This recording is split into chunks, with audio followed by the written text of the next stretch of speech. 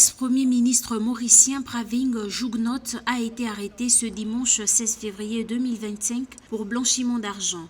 Cette arrestation fait suite à des perquisitions menées dans différents lieux, dont la résidence de l'ancien chef du gouvernement, au cours desquelles a été saisie la somme de 114 millions de roupies mauriciennes, soit 2,4 millions de dollars, a indiqué la commission des crimes financiers. Pour rappel, Pravin Jugnauth avait déjà fait l'objet d'une enquête judiciaire par le passé. Arrêté en 2011 dans le cadre de l'affaire Mid Point, il avait été acquitté par la suite.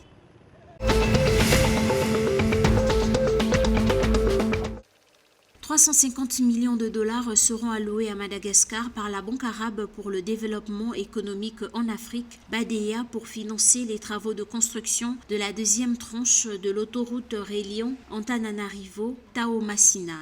La première tranche ayant été entièrement financée par l'État malgache. Ce financement est une marque de reconnaissance du projet présidentiel par la BADEA, considéré comme un projet révolutionnaire à Madagascar. Nous sommes avec vous pour un projet aussi grand, a fait savoir le président de la BADEA.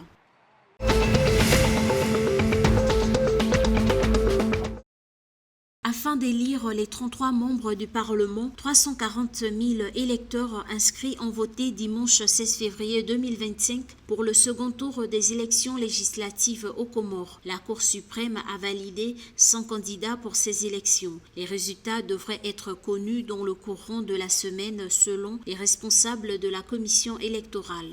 Le premier tour des élections, boycotté par le principal parti d'opposition, Joua, a eu lieu le 12 janvier 2025. Ce parti a affirmé que le vote manquait de transparence et était une farce.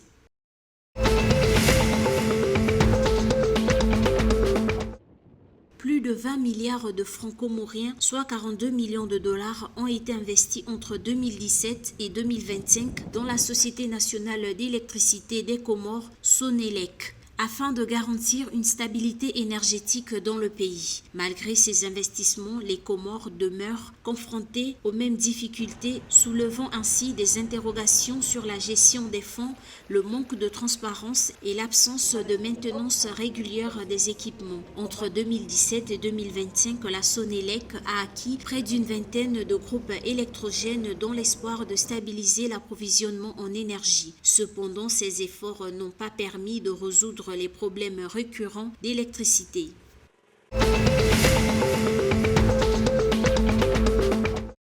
Aux Seychelles, les athlètes Wallace Dorassamy et Alia Palestrini ont été élus sportifs de l'année lors de la 38e cérémonie des National Sport Awards qui s'est tenue le 15 février 2025. Au cours de la cérémonie, le président Ramkalawan a remis des prestigieux prix aux champions de culturisme Wallace Dorassamy et à la nageuse Alia Palestrini. Cette prestigieuse cérémonie a récompensé 80 lauréats exceptionnels dans diverses catégories, notamment des athlètes, des entraîneurs, des officiels et des écoles.